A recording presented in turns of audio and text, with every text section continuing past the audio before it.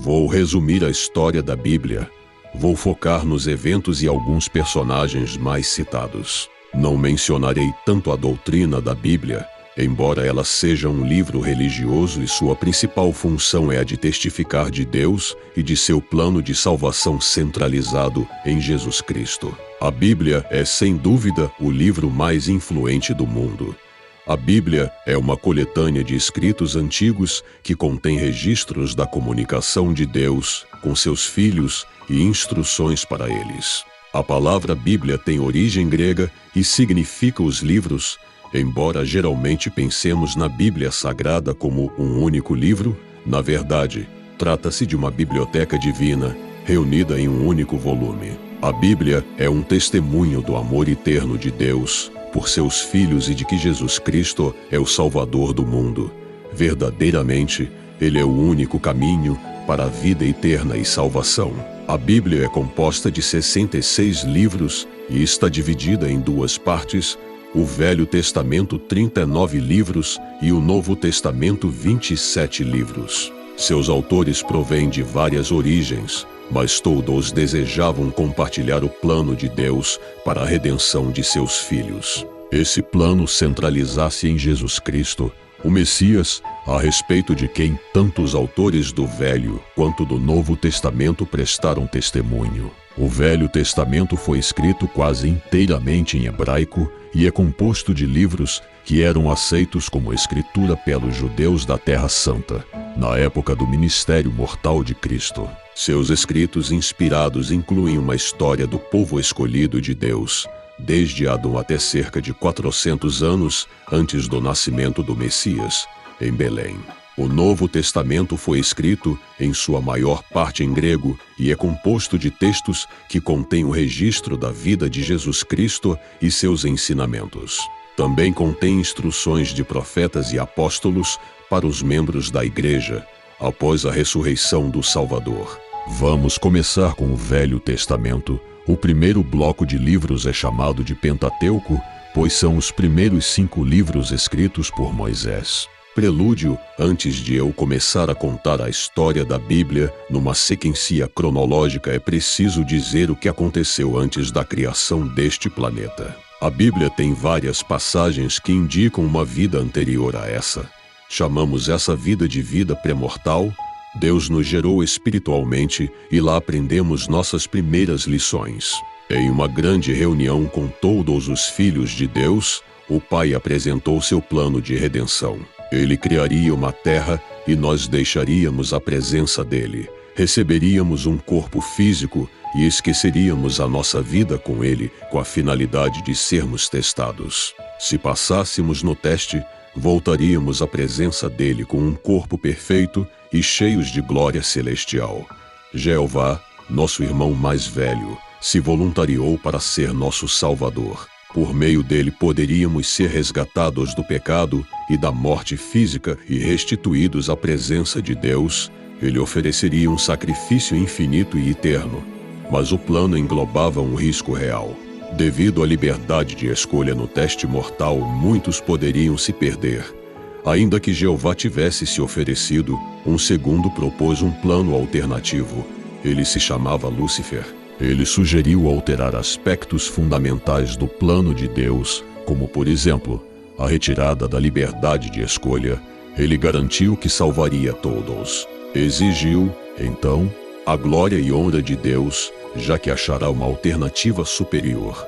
O pecado de Lúcifer foi tão grave que ele foi expulso para sempre dos céus. Ele se tornou Satanás ou o diabo e nutriu um ódio eterno contra Jeová e todos os que defenderam o plano do Pai. Contudo, 1/3 dos filhos de Deus escolheram o plano do diabo e se tornaram os demônios dele.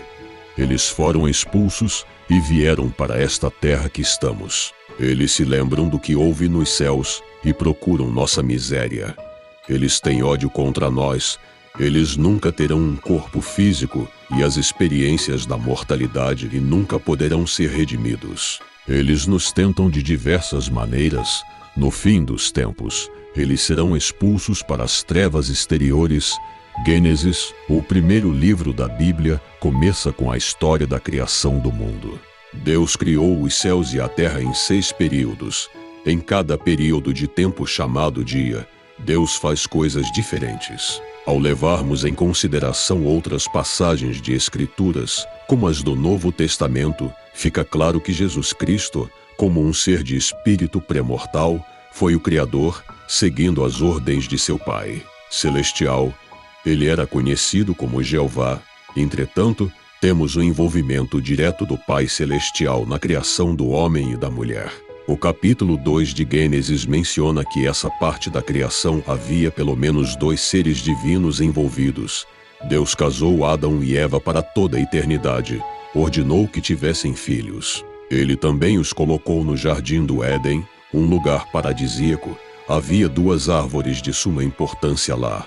Uma, a árvore da vida, e a outra a árvore do conhecimento do bem e do mal. Adão e Eva podiam comer livremente de todas as árvores, inclusive da árvore da vida que os mantinha imortais. Mas foram expressamente proibidos de comer da árvore do conhecimento do bem e do mal, pois se o fizessem, Deus disse, certamente morreriam no mesmo dia. Satanás, simbolizado como uma astuta serpente, tentou Adão e Eva, e a mulher comeu do fruto proibido e deu a seu marido.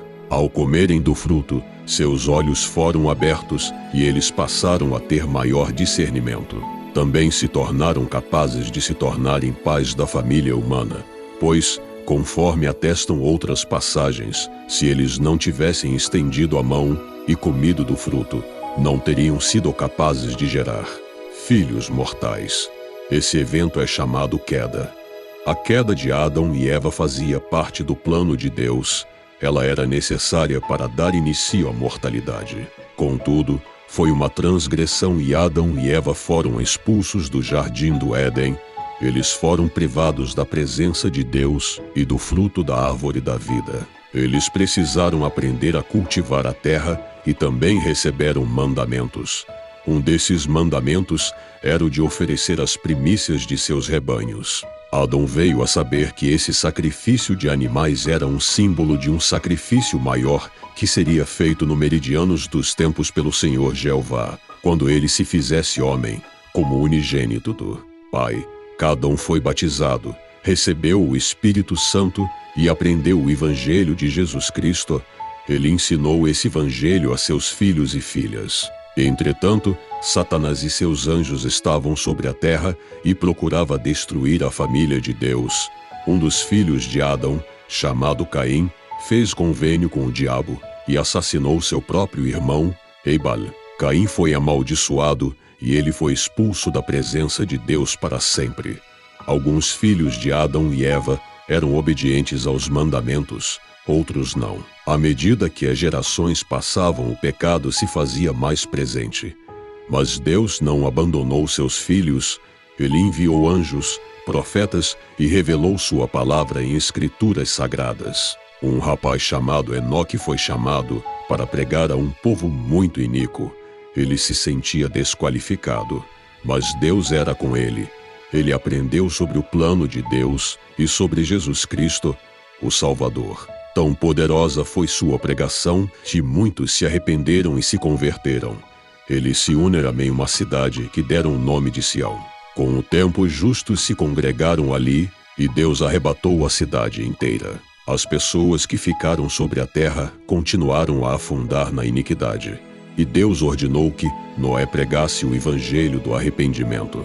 Mas eles não deram ouvidos a Noé. Noé sentiu pesar por Deus ter criado o homem. E Deus disse que enviaria um grande dilúvio e destruiria o mundo com água. Deus não queria enviar seus espíritos puros para pais e mais iníquos. Era preciso recomeçar a família humana. Após 120 anos de pregação, Noé reuniu animais e sua família e entrou numa grande arca. A chuva caiu e as fontes das águas se romperam. A terra foi inundada completamente. Quando as águas baizaram, Noé, sua família e todos os animais saíram da arca e repovoaram o planeta. Noé ofereceu sacrifícios à semelhança do Filho de Deus, que nasceria e salvaria o povo. Abraão e Isaque, após muitos anos, a iniquidade voltou a contaminar as pessoas. Deus ainda tinha servos na terra. Um deles foi Melquisedeque, que estabeleceu ordem e paz na terra de Salém. Um homem chamado Abraão pagou dízimos de tudo quanto possuía Melquisedeque e foi abençoado por ele. Vários anos antes, Abraão, que se chamava Abrão, precisou fugir de sua terra natal, pois seus pais o ofereceram a um Deus falso. Abrão casou-se e foi fiel aos mandamentos. Seu desejo era ser pai e receber o sacerdócio e o poder de Deus. Deus viu a retidão de Abrão e mudou-lhe o nome para Abraão. Deus prometeu que Abraão teria uma família eterna se ele vivesse o Evangelho. Abraão viu, em visão, seu Senhor e Salvador. O grande teste da vida de Abraão foi quando Deus ordenou que ele oferecesse seu filho amado Isaque, o qual tivera na velhice. Abraão deve ter ficado muito perturbado, mas não olvidou em obedecer a Deus. No Monte Moriá, amarrou seu filho e, quando estava prestes a matá-lo, foi impedido por um emissário divino. Deus havia testado Abraão. Ademais, o sacrifício de Abraão e Isaque era um símbolo do grande e último sacrifício, o pai oferecendo seu filho Jesus Cristo. Isaque, filho de Abraão, casou-se com Rebeca. Eles tiveram gêmeos, Esaú e Jacó. As bênçãos de Abraão, o convênio que recebera de Deus, passaram para Isaque e de Isaque para Jacó. O Senhor mudou o nome de Jacó para Israel. E isso aconteceu depois de Jacó receber sagrados conhecimentos de Deus. Ele aprendeu sobre suas possibilidades eternas. Ele sabia que poderia subir uma escada que levava ao céu se confiasse no Salvador. Jacó teve 12 filhos e nos os conhecemos como patriarcas das 12 casas ou das 12 tribos de Israel. Um dos filhos mais novos, José, era fonte de quilmes de seus irmãos. Ele havia sonhado na juventude que seria o líder e salvaria a família. Os irmãos queriam matar José, mas o mais velho não permitiu. Contudo, venderando como escravo, José sofreu muito nos anos seguintes. Recusou ter um relacionamento sexual pecaminoso e, por ter feito isso, foi parar na prisão. Mas Deus estava com José, pois José se lembrava de guardar os mandamentos. José recebeu um dom espiritual de interpretar sonhos. A notícia chegou aos ouvidos do faraó, rei do Egito, a nação mais poderosa da época. José interpretou o sonho do rei e salvou a nação da fome. De fato, salvou muitas nações. A sabedoria de José foi reconhecida e ele se tornou o segundo homem mais poderoso do Egito. Devido à fome, os filhos de Israel, irmãos de José, vieram ao Egito em busca de alimento. Eles não reconheceram seu irmão mais novo, mas José os reconheceu. Emocionado, José os entrevistou, soube que tinha outro irmão mais novo, Benjamim, e que seu pai estava vivo. Por fim, ele se revelou e perdoou os irmãos. Ele se tornou um salvador para sua família. José teve 2 filhos, Efraim e Manassés.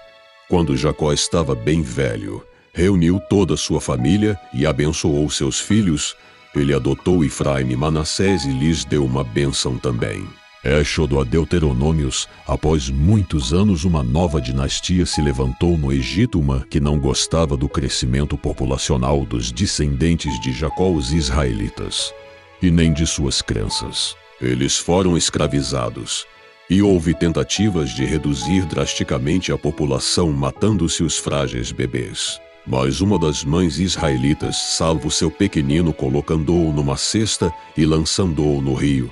A criança foi achada por uma princesa do Egito, que o criou com todo o conforto e oportunidade. O nome dele era Moisés. Moisés sabia que era israelita e leu sobre uma profecia de José de que o povo de Israel seria libertado e deveria voltar à terra que Deus dera a Abraão. Certo dia, ao defender um israelita, matou um egípcio. Ele ficou aterrorizado e fugiu. Em seu exílio, casou-se e teve filhos. Seu sogro, Jétro, tinha um sacerdócio de Deus, o mesmo que os antigos profetas e Abraão portaram no passado. E o sogro conferiu tal dádiva a Moisés. Um dia, enquanto apacentava rebanhos, Moisés teve uma visão, uma sarça ardente que não se consumia. Deus estava ali e chamou Moisés para uma obra. Moisés deveria voltar ao Egito e libertar o povo de Deus. Moisés receberia poder para realizar sua missão. Ainda que a princípio temeroso, Moisés aceitou a designação divina. Quando voltou para o Egito, Moisés recebeu a ajuda de Arão, seu irmão. Juntos confrontaram o Faraó.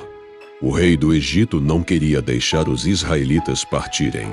O Senhor enviou pragas, 10 terríveis pragas, para persuadir o Faraó a deixar o povo ir. Mas o coração do Faraó era duro. A última praga seria a morte dos primogênitos. Para serem poupados, os israelitas precisavam pintar o umbral da porta com sangue. O anjo destruidor passou naquela noite e tirou a vida de todos os primogênitos do Egito, exceto dos que haviam se preparado conforme a instrução de Moisés. Abalado, o Faraó e os egípcios não impediram a fuga dos israelitas. Todavia, após chegarem ao Mar Vermelho, os exércitos egípcios estavam ao encalço dos israelitas. Moisés, com o poder do sacerdócio, abriu o Mar Vermelho e o povo de Israel fugiu em segurança. Quando os egípcios tentaram seguir os israelitas, o mar caiu sobre eles e afogaram-se. O povo de Israel segue, então, pelo deserto, o caminho que leva à terra de Abraão, a sua terra prometida.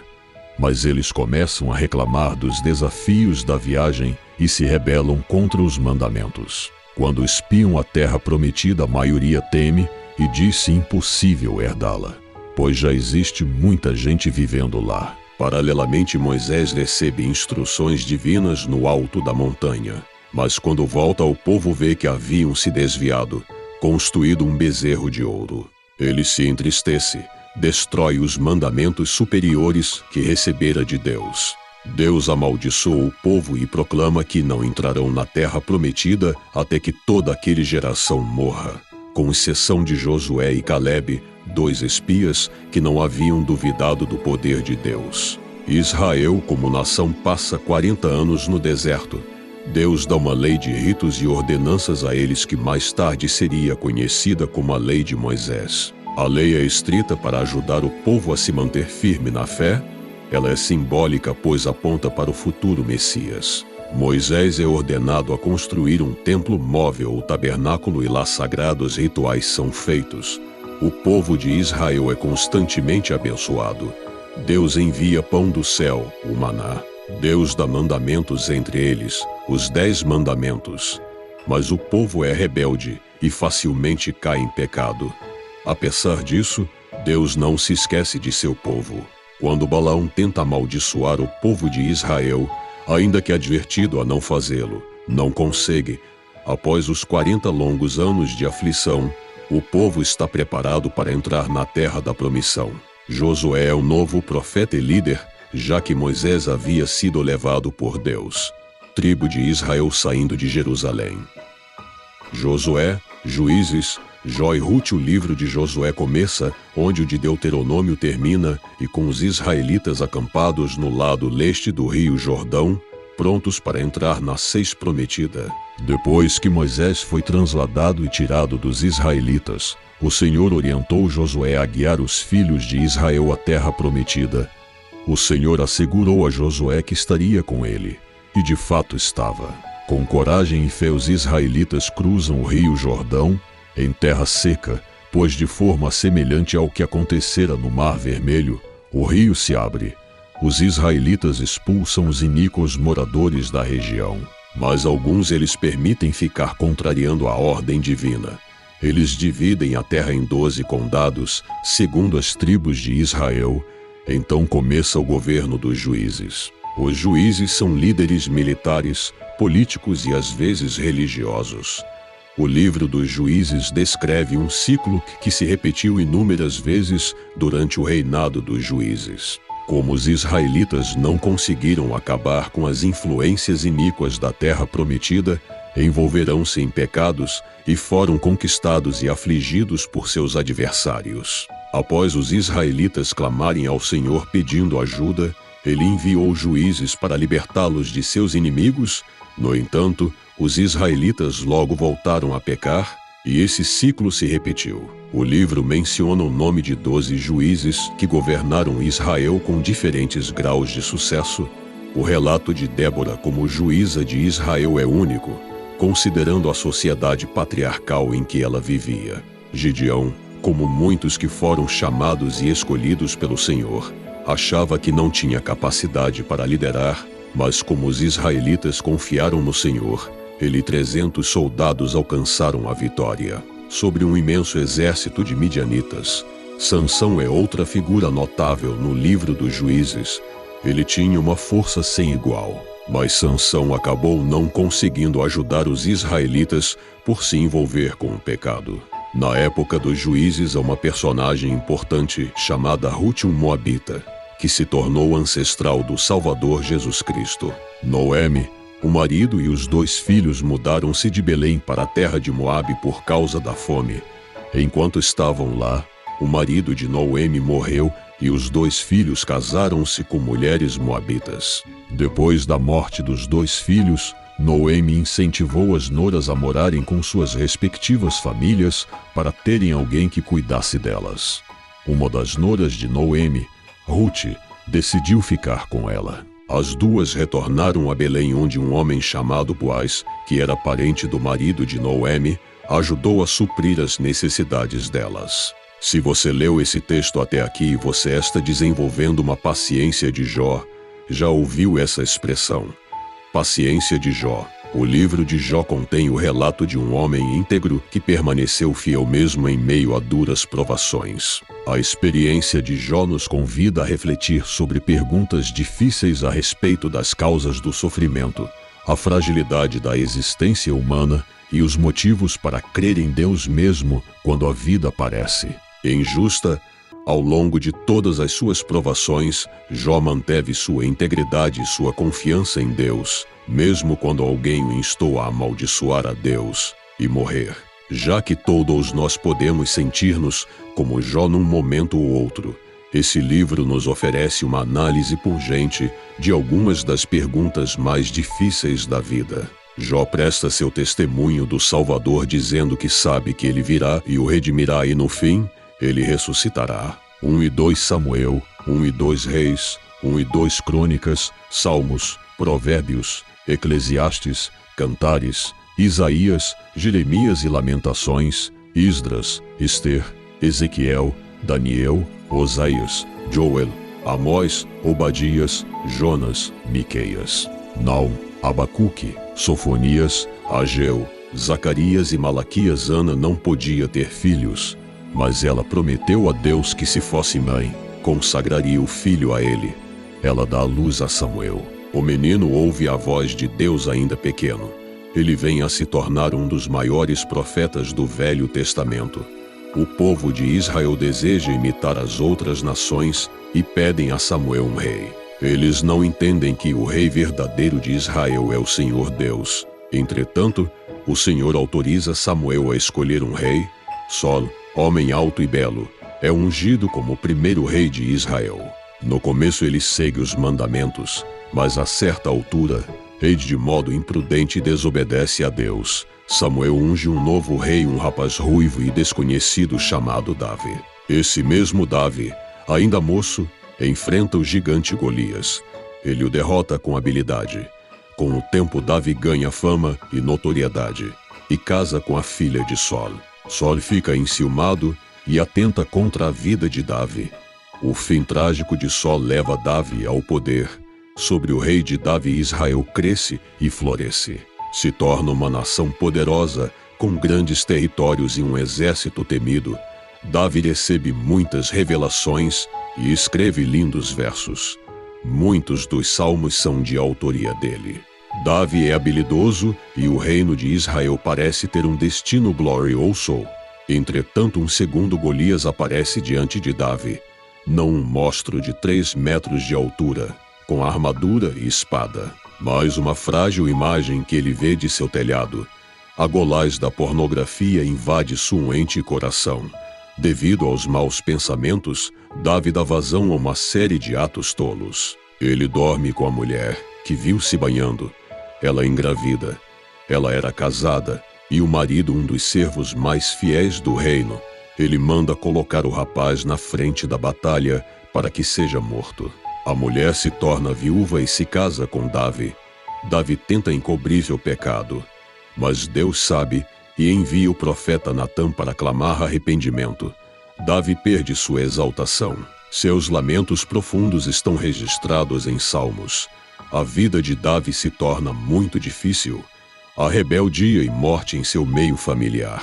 Deus não permite que ele ergua um templo. Apesar disso, Davi prepara tudo para que seu filho Salomão toque o projeto.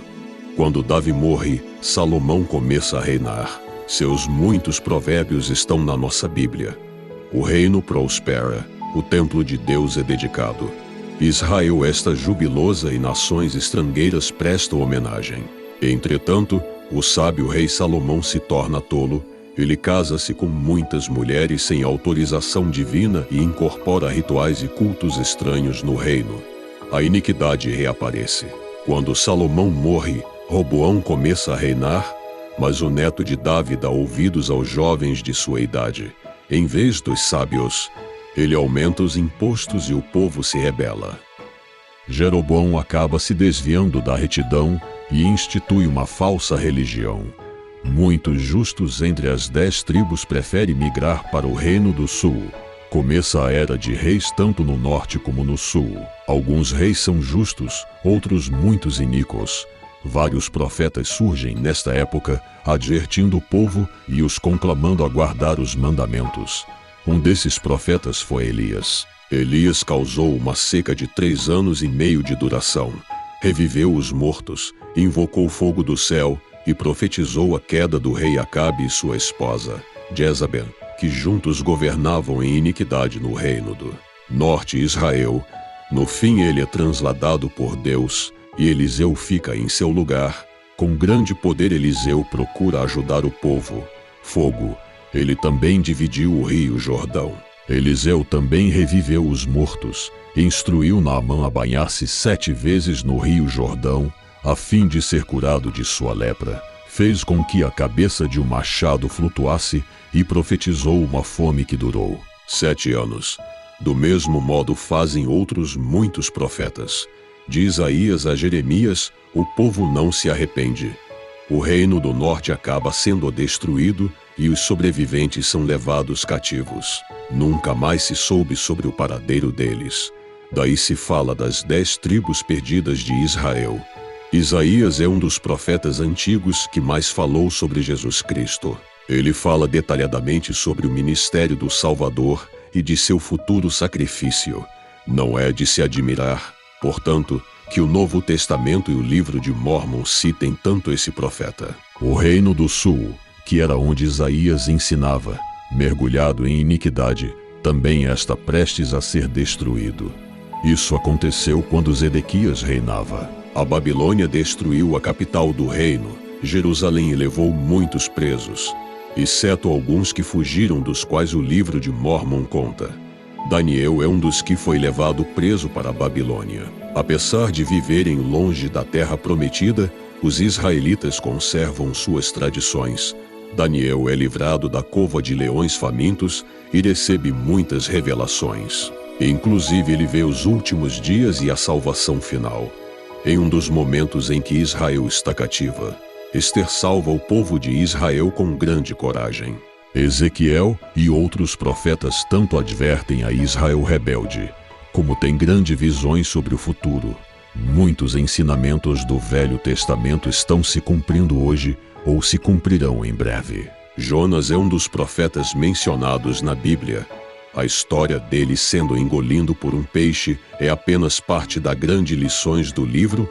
As pessoas podem mudar e se arrepender, e Deus é misericordioso. Ele é tão misericordioso que permitiu que vários dos israelitas dispersos voltassem a Jerusalém e reconstruíssem o templo.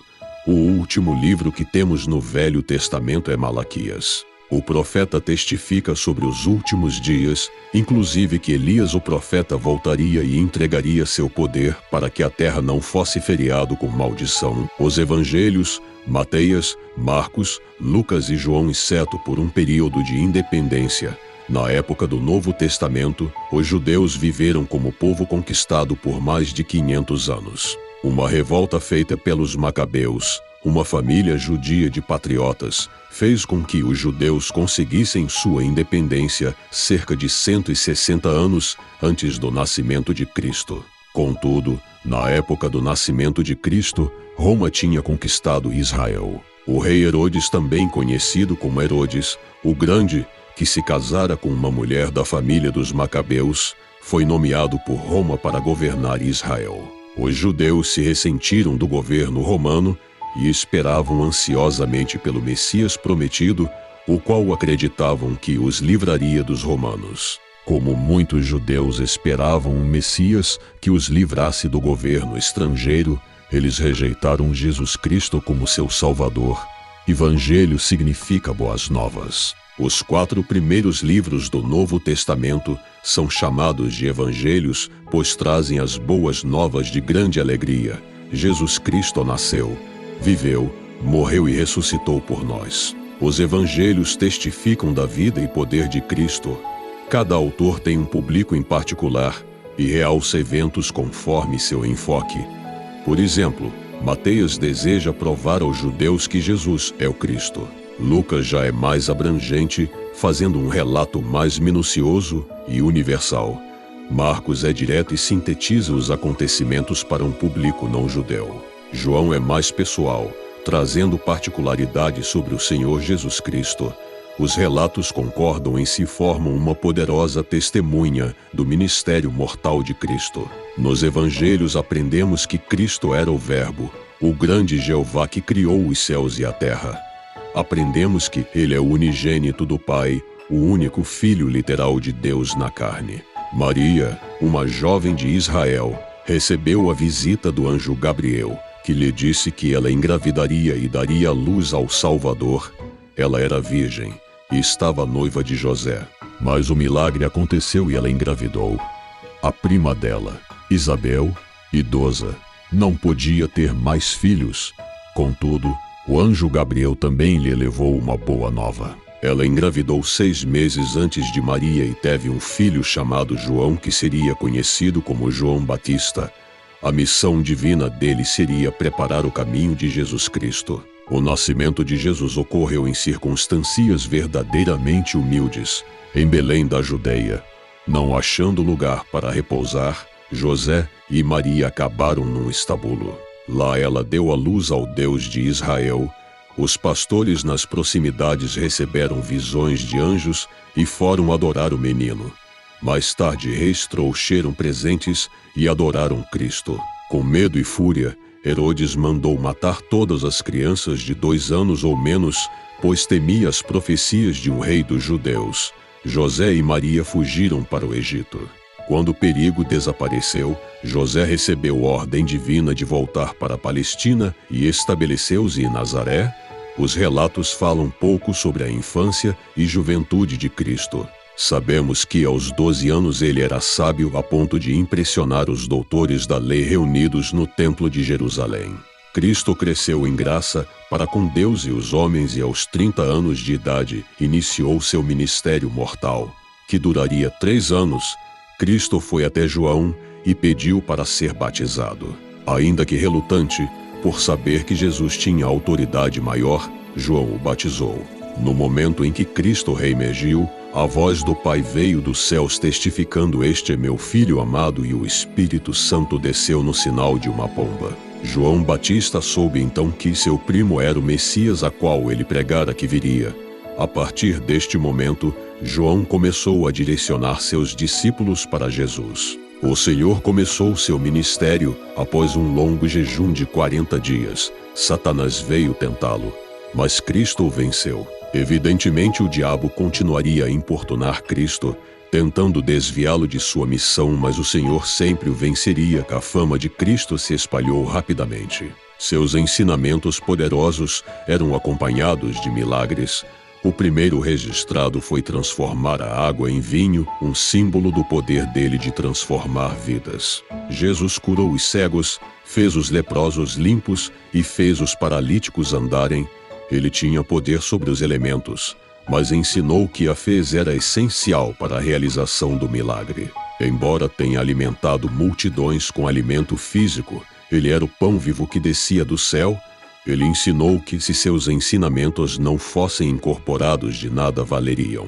Algumas pessoas só seguiam Cristo pelos sinas, mas muitos o seguiam pelo poder e virtude. Cristo organizou uma igreja. Ele chamou 12 discípulos para serem seus apóstolos. Ele os ordenou e treinou. Depois chamou 70. Próximo à hora de sua partida, ele subiu a um monte e foi transfigurado. Recebeu a visita de personagens antigos que possuíam chaves do sacerdócio. Moisés e Elias estavam lá. Quando a última Páscoa se aproximava, Cristo reuniu seus apóstolos, orou por eles e instituiu a Santa Ceia, ou sacramento. O pão e o vinho simbolizariam seu corpo e sangue oferecidos em resgate físico e espiritual. Ele então dirigiu-se ao Monte das Oliveiras, afastou-se dos apóstolos e começou a orar. Esse é o momento mais sagrado de toda a história do plano divino. Jesus Cristo realizou o que chamamos de expiação. Desde Adão havia sido instituído o sacrifício de animais. Eles simbolizavam esse último sacrifício. Lá estava Jesus orando por nós. De alguma forma, que não compreendemos totalmente, ele tomou sobre si nossas dores, fraquezas, pecados e angustias. Ele sofreu tanto no corpo como no espírito. A dor foi tão intensa que de seus poros saíram grandes gotas de sangue que correram até o chão. A pressão mental, a angústia espiritual e a dor física seriam impossíveis para um mortal comum. Mas como Cristo era parte Deus, pode suportar. Ele sofreu como um mortal, mas não escolheu não desmaiar ou morrer. Sofreu todas as dores possíveis de maneira mais intensa. Sofreu por todas as criaturas no cosmos, todas que haviam vivido, todas que viviam e todas que viveriam. A dor se tornou tão excruciante que ele clamou a seu Pai que, se fosse possível, passasse dele aquele cálice. Entretanto, acrescentou: não seja feita a minha vontade, mas a tua. Embora o Pai sofresse, era necessário que Cristo realizasse a expiação sozinho. Um anjo confortou Cristo, mas ninguém poderia carregar com ele aquele fardo. A justiça divina exigia uma oferta pura e voluntária, e Cristo era essa oferta. Por isso, ninguém estava com ele naquele momento. Ele sofreu como um filho da perdição. O Pai teve que deixá-lo, bem como o Espírito Santo. Os mortais dormiam alienados e os anjos tiveram que se afastar. Mundos caíram sobre o Senhor e ele pisou sozinho no largar. Quando terminou o sofrimento do Monte das Oliveiras, o traidor chamado Judas se aproximou. Cristo foi preso e julgado injustamente. Acabou parando em Pilatos, que, ouvindo a multidão, permitiu que o mesmo fosse crucificado. Levantado na cruz, Cristo sofreu novamente as dores do Monte das Oliveiras. Quando finalizou todo o sofrimento, disse estar consumado e entregou seu espírito. Ele não descansou mesmo após a morte. Enquanto seu corpo era sepultado, o espírito de Cristo estava vivo. Enquanto o planeta se convulsionava e os reis das ilhas do mar diziam: o Deus da natureza sofre, Cristo visitava os espíritos em prisão. Pedro e outros ensinam que Cristo instituiu a obra missionária entre os mortos. Lá, os espíritos que haviam sido rebeldes na terra ou que não tinham tido a oportunidade de receber o Evangelho na vida mortal, teriam esse privilégio. Ele verdadeiramente pregou liberdade aos cativos. Após 3 dias, na contagem dos judeus, Jesus Cristo levantou-se dos mortos. Ele foi o primeiro a ressuscitar. Ele venceu os efeitos da queda de Adão e Eva. Graças a Cristo, todas as pessoas ressuscitarão e voltarão à presença do Pai. Essa é uma dádiva gratuita que ele ofereceu a todos. Entretanto, nem todos viverão no mesmo lugar após ressuscitarem. O julgamento final levará em conta quem nos tornamos. Os verdadeiros discípulos do Senhor poderão estar com ele para sempre. Me glória. Aos demais, dependendo do nível de retidão, moraram em outros reinos. Para herdar a vida eterna é preciso guardar os mandamentos. Do mesmo modo que Adão e todos os santos do passado precisamos ser batizados e receber o dom do Espírito Santo.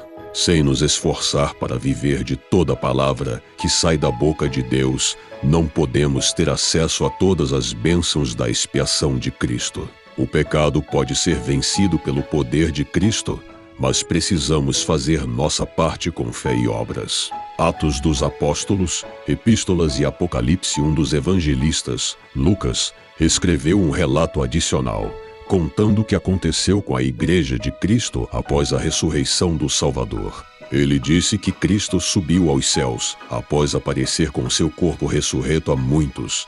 Cristo havia ordenado a seus apóstolos que pregassem seu evangelho, o plano de salvação ao mundo todo. Ele havia dado poder a eles. Cristo não poderia estar presencialmente com eles, mas enviaria seu Espírito Santo. Cristo precisava visitar outras ovelhas que não eram daquela terra, pois ele era o Deus e pastor de todos os filhos de Deus. Os apóstolos receberam revelação de quem deveria substituir Judas. O quórum governante da igreja eram os 12 apóstolos. Eles receberam o Espírito Santo no dia de Pentecostes, uma festa tradicional da época. Pedro era o presidente da igreja, e Deus o mostrou que chegara o tempo dos gentios, ou não-judeus, receberem a palavra. Pedro se esforçou para cumprir esse encargo. A nova igreja sofreu muita oposição. Embora centenas se unissem à nova fé, a perseguição era intensa. Saulo era um dos que mais perseguia a igreja. Ela estava presente quando um dos 70, Estevão, foi apedrejado por defender Cristo. Enquanto ia pela estrada de Damasco, Saulo foi arrebatado numa visão e Jesus lhe apareceu. "Por que me persegues?", questionou o Senhor. Saulo ficou cego e se arrependeu profundamente. Quando milagrosamente recuperou a visão física, ele enxergava espiritualmente diferente. Ele havia se convertido. Ele aprendeu o Evangelho com os apóstolos e se tornou um missionário. E foi tão eficaz que levou a verdade para muitos lugares. Apesar das grandes provações, Paulo não desanimou e continuou a pregar a verdade. Vários de seus ensinamentos estão nas cartas que ele enviou às igrejas. Ela explica a doutrina de Cristo, o plano de salvação, as ordenanças, a organização da igreja, deveres do casamento, ofícios do sacerdócio e muito mais. Ele mostra como Cristo cumpriu a lei de Moisés e as profecias e fala sobre o mundo futuro. Ele profetiza uma grande apostasia e uma restauração do Evangelho. Não apenas Paulo, temos cartas de outros líderes do passado. Pedro, João, Tiago, eles também falam de Cristo e de seu plano. O livro de Apocalipse singular. Ele trata de uma visão que João teve enquanto preso numa ilha. João viu os últimos dias. Viu as provações que os santos enfrentariam. A grande prostituta de toda a terra, a igreja do diabo, destruindo a igreja de Jesus. Entretanto, ele viu que, depois da longa noite de apostasia, viria uma restauração. Um anjo voaria pelo meio do céu e traria a verdade. O Evangelho seria pregado em toda a terra e Cristo voltaria. Sim, na segunda vinda de Cristo os iníquos seriam destruídos e ele reinaria pessoalmente por 1000 anos. Após o que haveria a última batalha, o julgamento final, e por fim a terra se transformaria no reino celeste de Deus. Ele garantiu que se obedecêssemos aos mandamentos e confiássemos no Cordeiro, seríamos salvos da morte física e espiritual. Conclusão: bem, esse foi o resumo da Bíblia. Evidentemente há muitos personagens, locais, eventos, pontos doutrinários que não citei. A Bíblia é riquíssima e não pode ser apropriadamente resumida. É preciso estudá-la continuamente, mergulhar em seu texto divino. Eu sei que a Bíblia é a palavra de Deus. Sei que é verdadeira. Convido a lê-la e saber por si mesmo quanto ela é poderosa. As traduções confiáveis das Escrituras Sagradas baseiam-se nas melhores e mais antigas cópias que existem e que foram encontradas graças às descobertas arqueológicas. A Bíblia, o livro mais lido, traduzido e distribuído do mundo desde as suas origens, foi considerada sagrada e de grande importância, e, como tal, deveria ser conhecida e compreendida por toda a humanidade. A necessidade de difundir seus ensinamentos através dos tempos e entre os mais variados povos resultou em inúmeras traduções para os mais variados idiomas. Hoje é possível encontrar a Bíblia, completa ou em porções, em mais de 2.527 línguas diferentes, levantamento de 2010. Os originais da Bíblia são a base para a elaboração de uma tradução confiável das Escrituras. Porém, não existe nenhuma versão original de manuscrito da Bíblia, mas sim cópias de cópias. Todos os autógrafos, isto é, os livros originais, como foram escritos por seus autores, se perderam. As traduções confiáveis das Escrituras Sagradas baseiam-se nas melhores e mais antigas cópias que existem e que foram encontradas graças às descobertas arqueológicas, grego, hebraico e aramaico. Esses foram os idiomas utilizados para escrever os originais das Escrituras Sagradas. Antigo Testamento, a maior parte foi escrita em hebraico e alguns textos em aramaico. Novo Testamento foi escrito originalmente em grego, que era a língua mais utilizada na época. Para a tradução do Antigo Testamento, a SBB utiliza a Bíblia Stadtgartensia, publicada pela Sociedade Bíblica Alemã. Já para o Novo Testamento, é utilizado The Greek New Testament, editado pelas Sociedades Bíblicas Unidas. Essas são as melhores edições dos textos hebraicos e gregos que existem hoje, disponíveis para tradutores.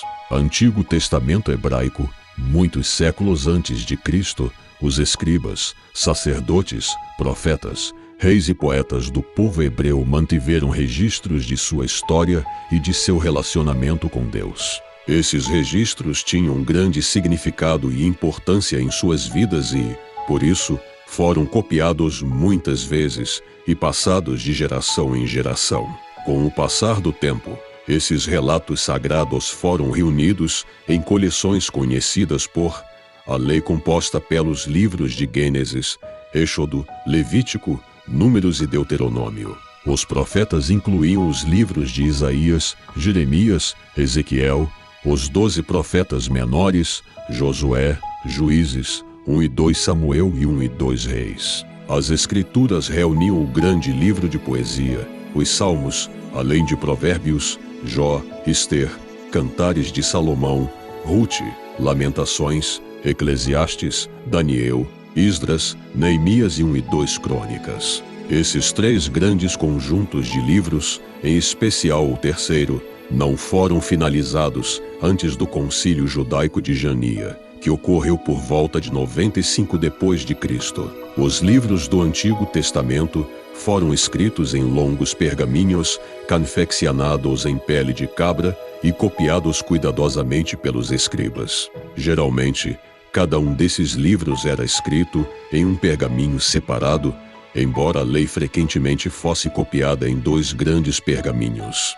O texto era escrito em hebraico, da direita para a esquerda e apenas alguns capítulos em dialeto aramaico. Hoje se tem conhecimento de que o pergaminho de Isaías é o mais remoto trecho do Antigo Testamento em hebraico. Estima-se que foi escrito durante o século II a.C. e se assemelha muito ao pergaminho utilizado por Jesus na sinagoga em Nazaré. Foi descoberto em 1947, juntamente com outros documentos, em uma caverna próxima ao Mar Morto. Novo Testamento grego. Os primeiros manuscritos do Novo Testamento que chegaram até nós são algumas das cartas do apóstolo Paulo, destinadas a pequenos grupos de pessoas de diversos povoados que acreditavam no evangelho por ele pregado. A formação desses grupos marca o início da igreja cristã. As cartas de Paulo eram recebidas e preservadas com todo cuidado. Não tardou para que esses manuscritos fossem solicitados por outras pessoas. Dessa forma, começaram a ser largamente copiados e as cartas de Paulo passaram a ter grande circulação. A necessidade de ensinar novos convertidos e o desejo de relatar o testemunho dos primeiros discípulos em relação à vida e aos ensinamentos de Cristo resultaram na escrita dos evangelhos que, na medida em que as igrejas cresciam e se espalhavam, passaram a ser muito solicitados. Outras cartas, exortações, sermões e manuscritos cristãos similares também começaram a circular. O mais antigo fragmento do Novo Testamento hoje conhecido é um pequeno pedaço de papiro escrito no início do século II depois de Cristo. Nele estão contidas algumas palavras de João 18, 31 a 33, além de outras referentes aos versículos 37 e 38. Nos últimos 100 anos descobriu-se uma quantidade considerável de papiros contendo o Novo Testamento e o texto em grego do Antigo Testamento. Outros manuscritos além dos livros que compõem o nosso atual Novo Testamento, havia outros que circularam nos primeiros séculos da era cristã, como as cartas de Clemente, o Evangelho de Pedro, o Pastor de Hermas e o Didache, ou Ensinamento dos 12 Apóstolos. Durante muitos anos, embora os evangelhos e as cartas de Paulo fossem aceitos de forma geral, não foi feita nenhuma tentativa de determinar quais dos muitos manuscritos eram realmente autorizados. Entretanto, gradualmente o julgamento das igrejas, orientado pelo Espírito de Deus, reuniu a coleção das Escrituras que constituíam um relato mais fiel sobre a vida e ensinamentos de Jesus. No século IV depois de Cristo foi estabelecido entre os concílios das igrejas um acordo comum e o Novo Testamento foi constituído. Os dois manuscritos mais antigos da Bíblia em grego podem ter sido escritos naquela ocasião, o Grande Codex Sinaiticus e o Codex Vaticanus. Estes dois inestimáveis manuscritos contêm quase a totalidade da Bíblia em grego. Ao todo, são aproximadamente 20 manuscritos do Novo Testamento escritos nos primeiros 5 séculos. Quando Constantino proclamou e impôs o cristianismo como única religião oficial no Império Romano, no final do século IV, surgiu uma demanda nova e mais ampla por boas cópias de livros do Novo Testamento. É possível que o grande historiador Eusébio de Cesareia, 2.063.340, tenha conseguido demonstrar ao imperador o quanto os livros dos cristãos já estavam danificados e usados, porque o imperador encomendou 50 cópias para igrejas de Constantinopla. Provavelmente, esta tenha sido a primeira vez que o Antigo e o Novo Testamentos foram apresentados em um único volume, agora denominado Bíblia. A primeira tradução estima-se que a primeira tradução foi elaborada entre 200 a 300 anos antes de Cristo. Como os judeus que viviam no Egito não compreendiam a língua hebraica, o Antigo Testamento foi traduzido para o grego. Porém, não eram apenas os judeus que viviam no estrangeiro que tinham dificuldade de ler o original em hebraico. Com o cativeiro da Babilônia, os judeus da Palestina também já não falavam mais o hebraico. Septuaginta ou tradução dos 70, esta foi a primeira tradução. Realizada por 70 sábios, ela contém 7 livros que não fazem parte da coleção hebraica, pois não estavam incluídos quando o cânon ou lista oficial do Antigo Testamento foi estabelecido por exegetas israelitas no final do século IDC. A igreja primitiva geralmente incluía tais livros em sua Bíblia. Eles são chamados apócrifos ou deuterocanônicos e encontram-se presentes nas Bíblias de algumas igrejas. Esta tradução do Antigo Testamento foi utilizada em sinagogas de todas as regiões do Mediterrâneo e representou um instrumento fundamental nos esforços empreendidos pelos primeiros discípulos de Jesus na propagação dos ensinamentos de Deus. Outras traduções começaram a ser desenvolvidas por cristãos novos nas línguas copta Egito, Etiópia, Siríaca Norte da Palestina e em latim, a mais importante de todas as línguas pela sua ampla utilização no Ocidente. Por haver tantas versões parciais e insatisfatórias em latim, no ano 382 dias, o bispo de Roma nomeou o grande exegeta Jerônimo para fazer uma tradução oficial das Escrituras. Com o objetivo de realizar uma tradução de qualidade e fiel aos originais, Jerônimo foi à Palestina, onde viveu durante 20 anos. Estudou hebraico com rabinosos famosos e examinou todos os manuscritos que conseguiu localizar. Sua tradução tornou-se conhecida como Vulgata, ou seja, escrita na língua de pessoas como os vulgos. Embora não tenha sido imediatamente aceita, tornou-se o texto oficial do cristianismo ocidental. Neste formato, a Bíblia difundiu-se por todas as regiões do Mediterrâneo, alcançando até o norte da Europa. Na Europa, os cristãos entraram em conflito com os invasores godos e hunos, que destruíram uma grande parte da civilização romana. Em mosteiros, nos quais alguns homens se refugiaram da turbulência causada por guerras constantes, o texto bíblico foi preservado por muitos séculos, especialmente a Bíblia em latim na versão de Jerônimo. Não se sabe quando e como a Bíblia chegou até as Ilhas Britânicas. Missionários levaram o Evangelho para a Irlanda, Escócia e Inglaterra, e não há dúvida de que havia cristãos nos exércitos romanos que lá estiveram no segundo e terceiro séculos. Provavelmente a tradução mais antiga na língua do povo desta região é a do Venerável Bede.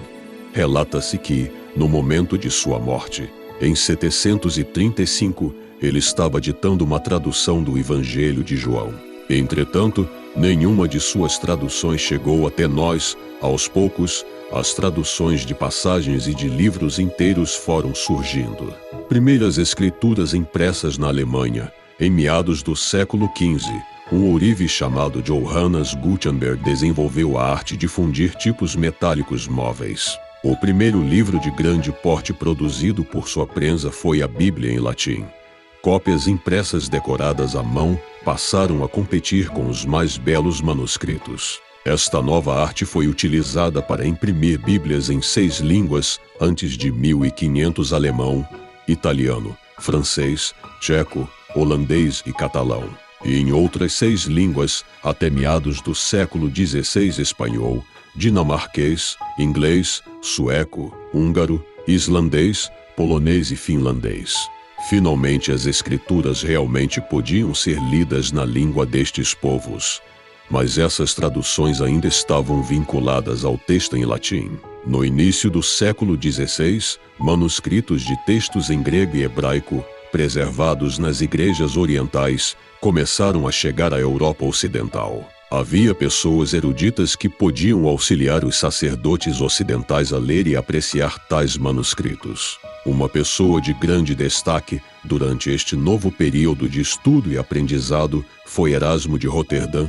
Ele passou alguns anos atuando como professor na Universidade de Cambridge, Inglaterra. Em 1516, sua edição do Novo Testamento em grego foi publicada, com seu próprio paralelo da tradução em latim. Assim, pela primeira vez, estudiosos da Europa Ocidental puderam ter acesso ao Novo Testamento na língua original, embora, infelizmente, os manuscritos fornecidos a Erasmo fossem de origem relativamente recente e, portanto, não eram completamente confiáveis.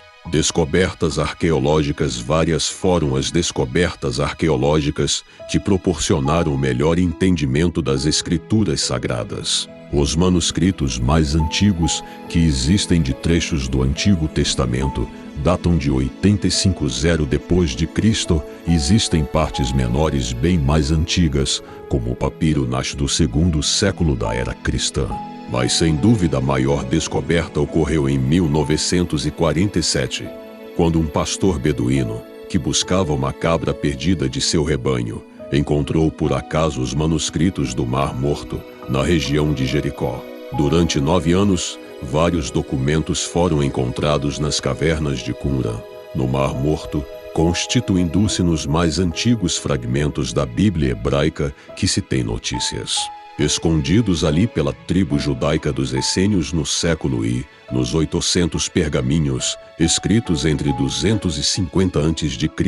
a 100 d.C., aparecem comentários teológicos e descrições da vida religiosa deste povo, revelando aspectos até então considerados exclusivos do cristianismo. Estes documentos tiveram grande impacto na visão da Bíblia, pois fornecem espantosa confirmação da fidelidade dos textos massoréticos aos originais. O estudo da cerâmica dos jarros e a datação por carbono 14 estabelecem que os documentos foram produzidos entre 168 a.C. e 23 depois de Cristo.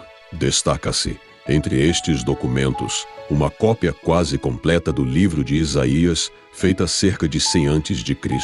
Especialistas compararam o texto dessa cópia com o texto padrão do Antigo Testamento hebraico, o manuscrito chamado Codex Leningradense, de 1008 depois de Cristo, e descobriram que as diferenças entre ambos eram mínimas. Outros manuscritos também foram encontrados neste mesmo local, como fragmentos de um texto do profeta Samuel, textos de profetas menores, parte do livro de Levítico e um Targum paráfrase de Jó. As descobertas arqueológicas, como a dos manuscritos do Mar Morto e outras mais recentes, continuam a fornecer novos dados aos tradutores da Bíblia. Elas têm ajudado a resolver várias questões a respeito de palavras e termos hebraicos e gregos, cujo sentido não era absolutamente claro. Antes disso, os tradutores se baseavam em manuscritos mais novos, ou seja, em cópias produzidas em datas mais distantes da origem dos textos bíblicos.